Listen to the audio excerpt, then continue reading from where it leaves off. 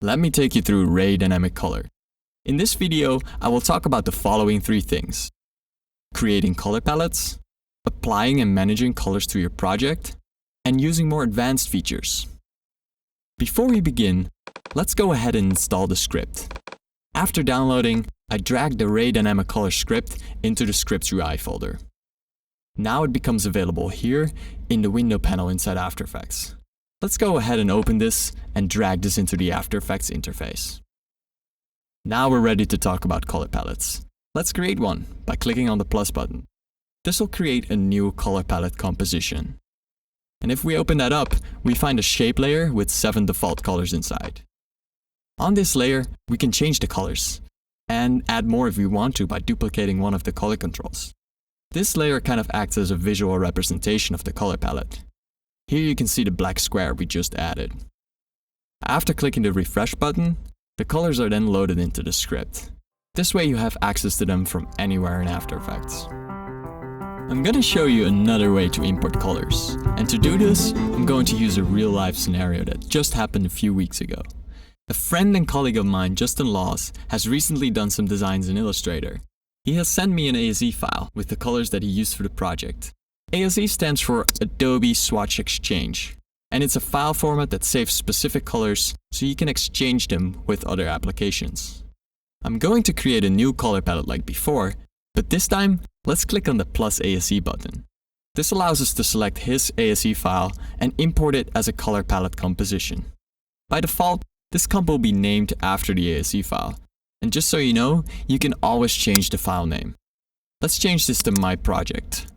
So just make sure that when you're renaming it, you keep Ray in front of the name. This is how the script knows that this is actually a color palette and not just a regular composition. When I'm done making changes, I have to hit the refresh button again. Now we can select the new color palette from the dropdown, and the colors from the ASE file will show up right there. Oh, and one more thing. We can import color palettes from Cooler as well. To do this, I go to the Cooler website, color.adobe.com, and download one of the color palettes.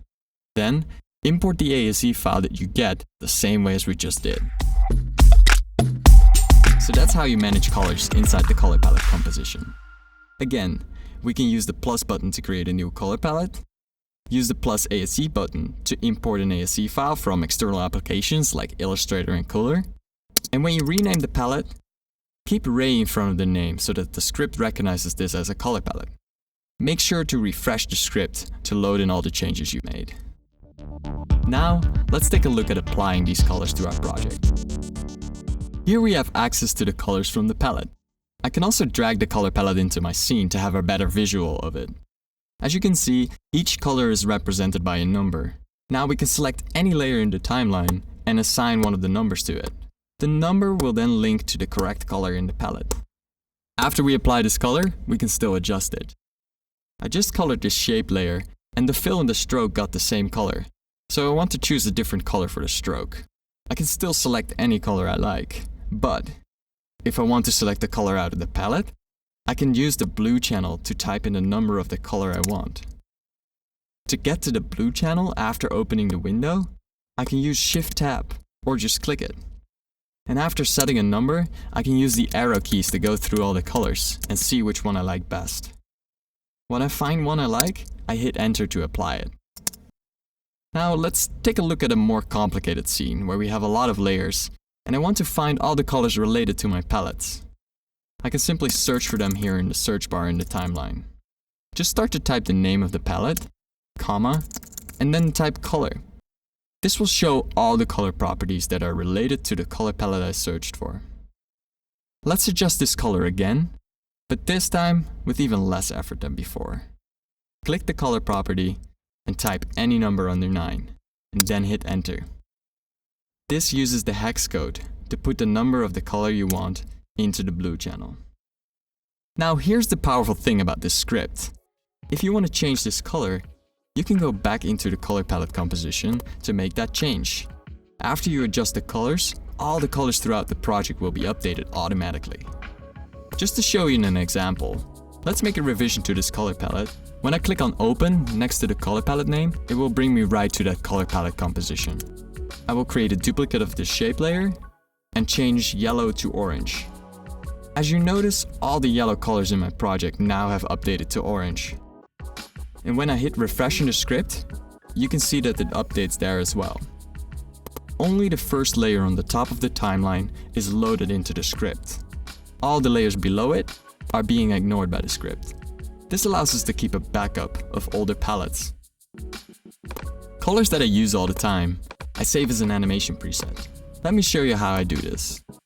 So first I select all the color controls that I want to save. And then I go over to the Effects and Presets window and click on the little menu. And then I go to Save as Animation Preset. And let's name this file My Colors. And then save this. Now I go back into the little menu and hit Refresh List. Now going back into the After Effects project, I delete all my colors. And now I'm going to search for the preset that we just made to reapply all the colors. And there you go. Going back to the script, you'll notice that there's 2 more buttons in this row. The pound button allows us to type any number. For example, the colors above 9 that are not available in the buttons. Just click it, type any number, let's say 11, and hit enter. This will apply the 11th color of the palette. And then there's the P button, and this allows us to swap out different color palettes. I colored this with palette 1, but now I want to use palette 2 instead.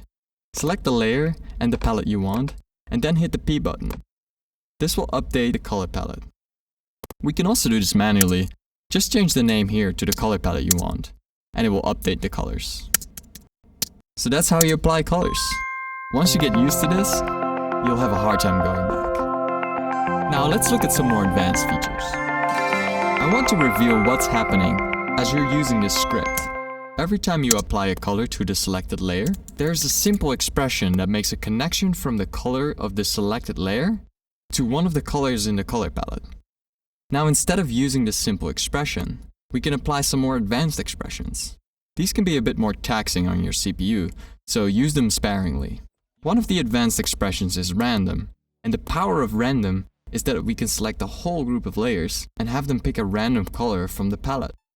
If the background is white, I don't want any of my layers to pick white as its color, so I can exclude it by clicking on the number that represents white. When I don't want to exclude any number, I can use the pound button and type in 0. When I see one of the random selections that I don't like, I can change the random seed by changing the length of the layer name. The second feature I would like to show you is cycle. This expression lets you cycle colors using markers. Every time you hit the asterisk key to apply a marker, the color will change to the next color in the palette.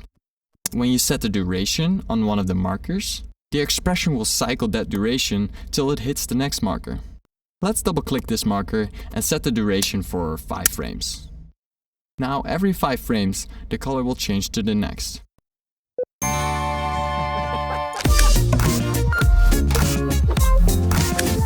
And that's it. If this workflow excites you the same way as it does me, give it a try, and feel free to ask questions in the comment section below. Your feedback is helpful to make this even a better tool in the future. Available now on aescripts.